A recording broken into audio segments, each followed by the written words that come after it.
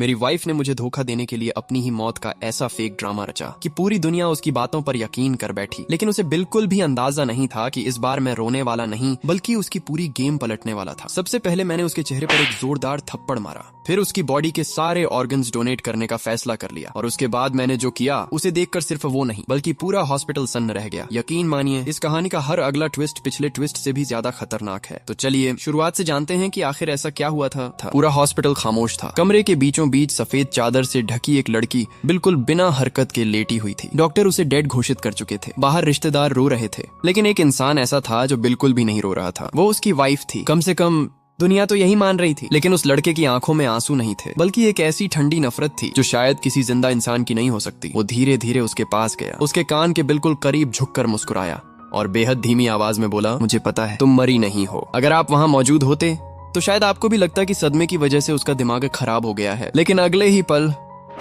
उसका जोरदार थप्पड़ सीधे लड़की के चेहरे पर पड़ा। पूरा कमरा सन्न रह गया। कोई समझ ही नहीं पाया कि अपनी ही पत्नी की डेड बॉडी के साथ कोई ऐसा कैसे कर सकता। लेकिन सच तो ये था कि ये लड़का पहली बार अपनी पत्नी को इस हालत में नहीं देख रहा था। उसे पहले से पता था कि ये मौत सिर्फ एक फेक प्लान है, क्योंकि वो पहले ही अपनी पूरी जिंदगी बर्बाद होते देख चुका था। पिछली जिंदगी में यही लड़का अपनी वाइफ से बेहद प्यार करता था। उसकी एक मुस्कान के लिए वो कुछ भी कर सकता था। लेकिन एक दिन अचानक खबर आई कि उसकी वाइफ की हार्ट अटैक से मौत हो गई। उसकी पूरी दुनिया उसी पल बिखर गई। वो इतना टूट चुका था कि उसे अपने आसपास क्या हो रहा है कुछ भी समझ नहीं आ रहा था। उसी समय उसकी वाइफ की सबसे करीबी दोस्त उसके हाथ में पानी का एक गिलास देती है। वो बिना कुछ सोचे एक ही सांस में पूरा पानी पी लेता है। कुछ ही सेकंड बाद उसकी आंखें भारी होने लगती हैं। उसका शरीर जवाब देने लगता है और वो वहीं बेहोश होकर गिर पड़ता है।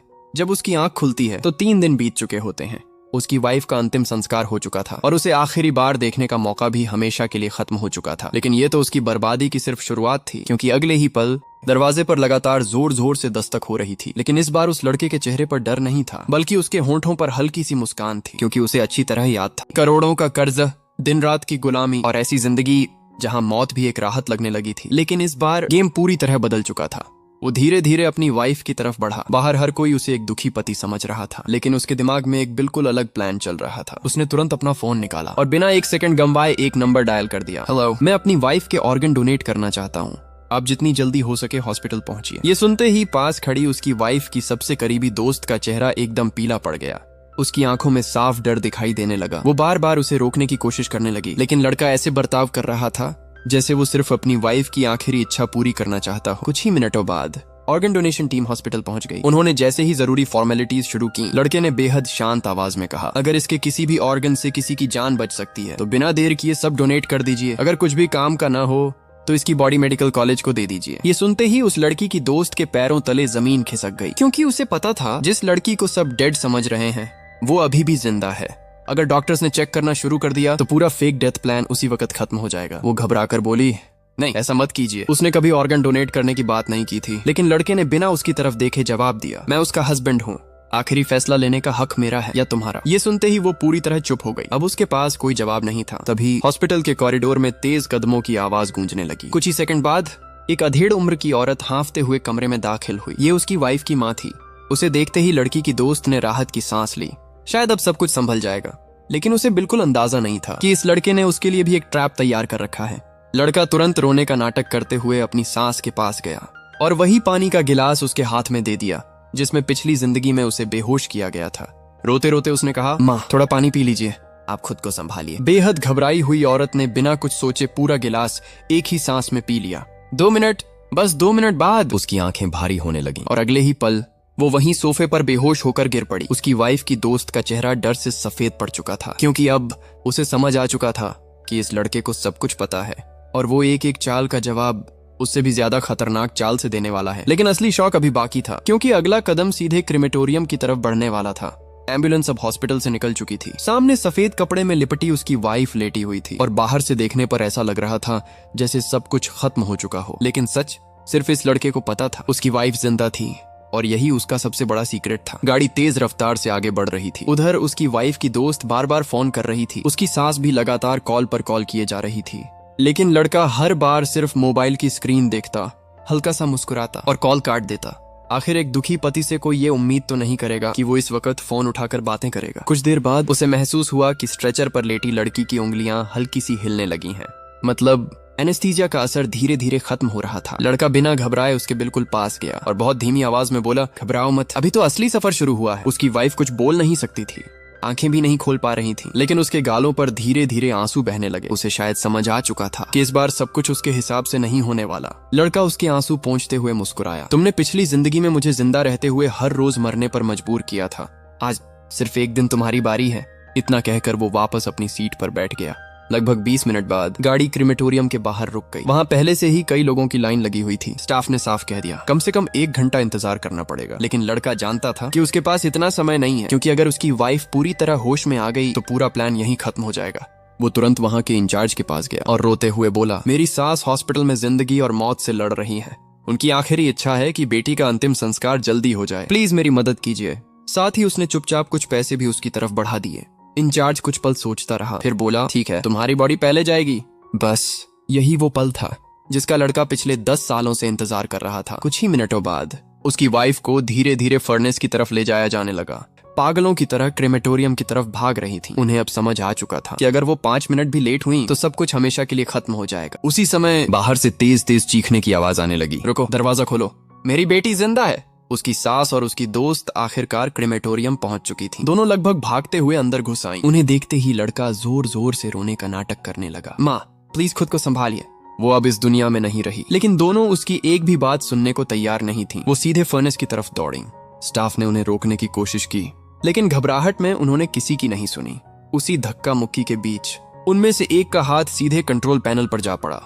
बस एक छोटी सी आवाज और अगले ही पल भारी लोहे का दरवाजा बंद होने लगा।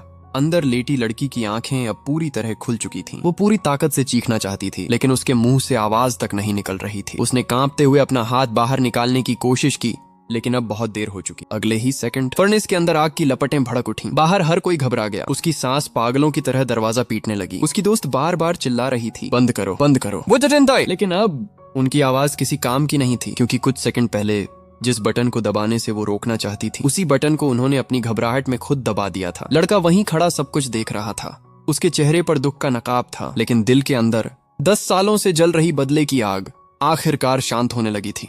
मगर उसे बिल्कुल अंदाजा नहीं था कि ये कहानी यहीं खत्म नहीं होने वाली, क्योंकि फर्नेस की आग बुझते ही एक ऐसी लड़ाई शुरू होने वाली थी जहां दांव पर सिर्फ रिवेंज नहीं, करोड़ों की प्रॉपर्टी और पूरी जिंदगी थी। कुछ ही मिनटों बाद फर्नेस की आग पूरी तरह शांत हो चुकी थी।